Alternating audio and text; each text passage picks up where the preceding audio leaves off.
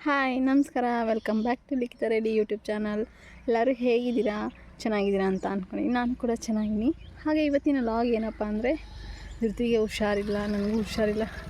So ಹಾಸ್ಪಿಟ್ಲಿಗೆ ಹೋಗ್ತಾಯಿದ್ದೀವಿ. ಹಾಗೆ ಇವತ್ತಿನ ಲಾಗ್ ಯಾವ ಥರ ಹೋಗುತ್ತೆ ಅಂತ ತೋರಿಸ್ತೀನಿ, ಬನ್ನಿ.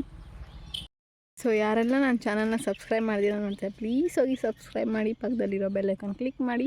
ಆಗ ಫಸ್ಟ್ ನೋಟಿಫಿಕೇಷನ್ ನಿಮಗೆ ಬರುತ್ತೆ. ನಮ್ಮ ಕಡೆ ಅಂತೂ ಸಿಕ್ಕಾಪಟ್ಟೆ ಬಿಸಿಲು, ನೀವೇ ನೋಡ್ಬೋದು, ಮೊಕ್ಕೆ ಹೊಡಿತಾ ಇದೆ. ಸೊ ಬಸ್ಸಿಗೆ ವೆಯ್ಟ್ ಮಾಡ್ತಾಯಿದ್ದೀವಿ. Let's go. ಇದು ಹಾಯ್ ಹಾಯ್ ಚಿಪ್ಪು, ಎಟ್ಲ ಹಾಯ್ చెప్పేది. ಸೊ ಬಸ್ ಬಂದಮೇಲೆ ನಾನು ಮತ್ತು ಧೃತಿ ಹೊರಟ್ವಿ.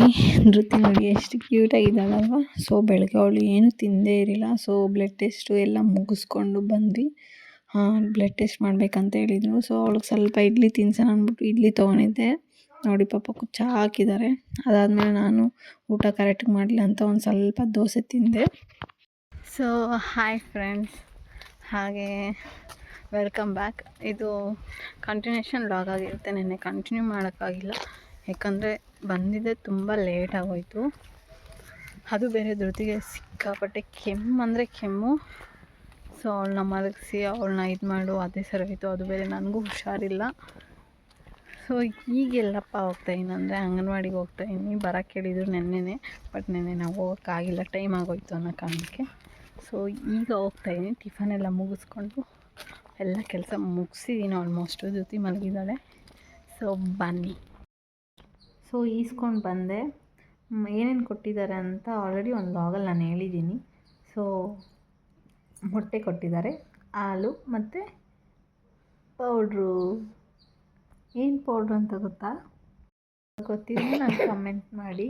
ನೋಡಿ ಧೃತಿ ಎದ್ಬಿಟ್ಟಿದ್ದಾಳೆ, ನೋಡಿ ಹೇಗೆ ನೋಡ್ತಾ ಇದ್ದಾಳೆ. ಊಟನೇ ತಿಂತಾಯಿಲ್ಲ ಫ್ರೆಂಡ್ಸ್.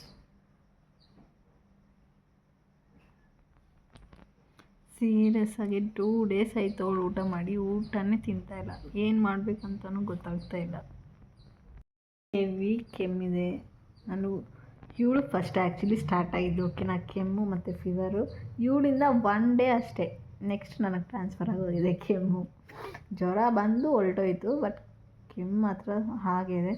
ಇವಳಿಗೂ ಹಾಗೆ ಇದೆ. ನೆನ್ನೆಲ್ಲ ಹಾಸ್ಪಿಟ್ಲಿಗೆ ಹೋಗಿ ಬಂದ್ವಿ. ಊಟ ಮಾತ್ರ ಮಾಡ್ತಾಯಿಲ್ಲ, ಏನು ಮಾಡೋದು ಗೊತ್ತಿಲ್ಲ. ಬಟ್ ಸ್ನ್ಯಾಕ್ಸು ಎಲ್ಲ ತಿಂತಾಳೆ. ನೋಡಿ ಹೇಗೆ ನೋಡ್ತಾ ಇದ್ದಾಳೆ.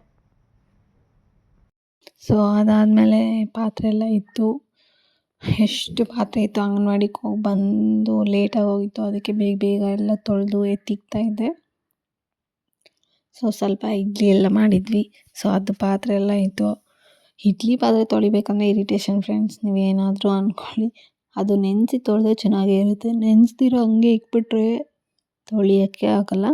ಸೊ ಅದಕ್ಕೆ ಎಲ್ಲರಿಗೂ ಏನು ಟ್ರಿಕ್ ಅಂದರೆ, ಇಡ್ಲಿ ಮಾಡ್ತೀರಾ, ಸೊ ಇಡ್ಲಿ ಮಾಡಿದಾದಮೇಲೆ ನೆನೆಸ್ಬಿಡಿ. ನೆನೆಸ್ದಾಗ ಬೇಗ ಬಿಟ್ಕೊಂಡ್ಬಿಡುತ್ತೆ. ಸುಮ್ಮನೆ ಹಿಂಗೆ ಅಂದರೆ ಸಾಕು, ಹೊಲ್ಟೋಗ್ಬಿಡುತ್ತೆ. ನೆನೆಸ್ದಿರ ಹಂಗೆ ಇಕ್ಕಿದ್ರೆ ಆದಮೇಲೆ ತೊಳೆಯೋಕ್ಕಾಗಲ್ಲ. ಸೊ ನಾನು ಯಾವಾಗೂ ಹಾಗೆ ಮಾಡೋದು. ಫಸ್ಟ್ ನನಗೂ ಗೊತ್ತಿಲ್ಲ, ಆಮೇಲೆ ನನಗೂ ಗೊತ್ತಾಯಿತು. ಅದಕ್ಕೆ ನಾನು ನಿಮಗೂ ಕೂಡ ಹೇಳ್ತಾ ಇರೋದು. ನೀವು ಯಾವ ಥರ ಅಂದರೆ ಅದು ಅಂಟ್ಕೊಂಬಿಡುತ್ತೆ. ನಂಗೆ ಒಂದೊಂದ್ಸತಿ ಬೇಜಾರಾಗ್ತಾ ಇರುತ್ತೆ, ಏನಪ್ಪ ಇಷ್ಟೇನಾ ಲೈಫ್, ಯಾವಾಗ ತೊಳಿ ಮಾಡು.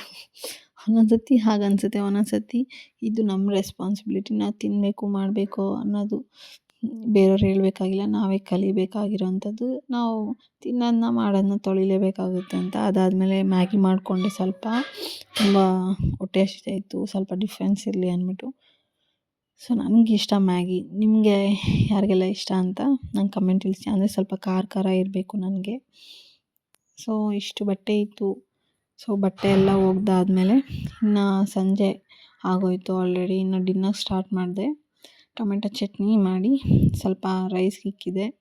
ಅದಾದಮೇಲೆ ಚಿನ್ನಿಗೆ ಇನ್ನು ರೊಟ್ಟಿ ಮಾಡಬೇಕಿತ್ತು. ಸೊ ಕಲಸಿಕ್ಕಿದ್ದೆ. ಚಿನ್ನಿ ಬಂದಮೇಲೆ ಬಿಸಿ ಮಾಡ್ಕೊಡೋಣ ಅಂತ. ಸೊ ನನ್ನ ಡಿನ್ನರ್ ಬಂದು ಮೊಸರನ್ನ, ಸ್ವಲ್ಪ ಟೊಮೆಟೊ. ವಿಡಿಯೋ ಇಷ್ಟ ಆದಲ್ಲಿ ಪ್ಲೀಸ್ ಲೈಕ್ ಮಾಡಿ, ಸಬ್ಸ್ಕ್ರೈಬ್ ಮಾಡಿ, ಕಮೆಂಟ್